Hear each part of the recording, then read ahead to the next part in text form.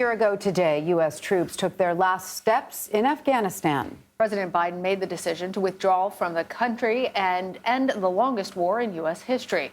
But it was far from a smooth process. Afghan civilians rushed to the airport to evacuate the country and escape Taliban rule. During those evacuation efforts, a suicide bomb went off, killing nearly 200 people, including 13 U.S. service members.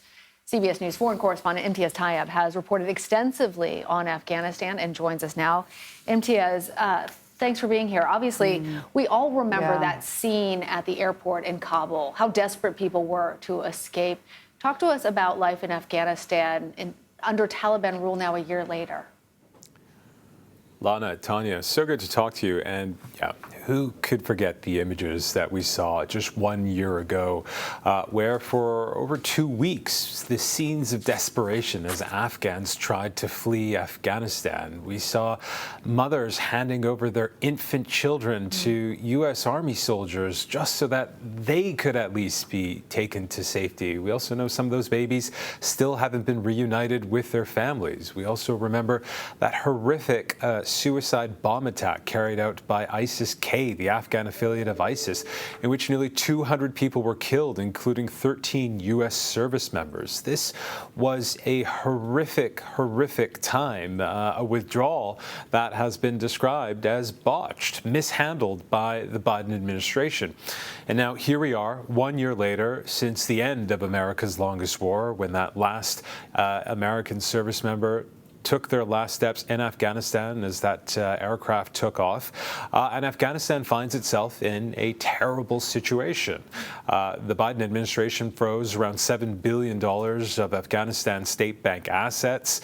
Other countries pulled their aid, which made up around 80% of Afghanistan's economy. And the nation's economy effectively collapsed, triggering what the UN describes as the world's worst humanitarian crisis. We were in Afghanistan for weeks. We only got back a few days ago, and I can tell you the scenes we saw there were horrendous. We saw children starving in hospitals. We saw people waiting for hours just for basic amounts of aid. And the situation in Afghanistan, very likely, only going to get worse. Oh, Imtiaz, it is so discouraging to hear the picture that you're painting of the situation in Afghanistan currently. What is the U.S. government doing right now in the case of all of those Afghan interpreters, for instance, who helped the U.S. military during the war and are still waiting to be brought over to the U.S.?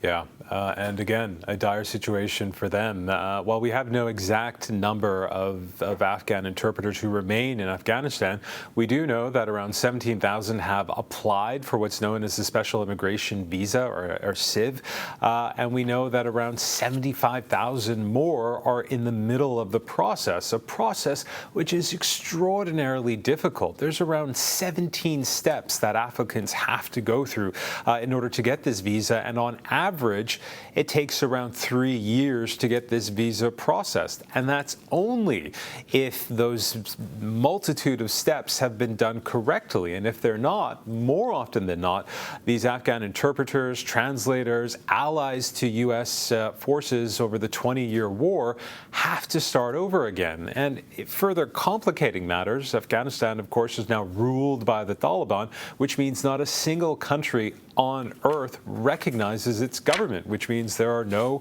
embassies there. There's certainly no U.S. embassy. And so it is this kaleidoscope of challenges that these interpreters, these allies to the U.S. face. In fact, we met one man who's living in hiding. We went to his safe house. We filmed the interview with him on our smartphones because we didn't want the Taliban to detect his presence. And he told us he lives in fear every single day, and that he had the question for President Biden himself, saying, "We helped you for years and years. You've now left, but you've also left us behind. Please help us." It's such a discouraging situation. Really, really hard. Imtiaz Tyab, thank you so much. We appreciate your reporting. My pleasure, guys.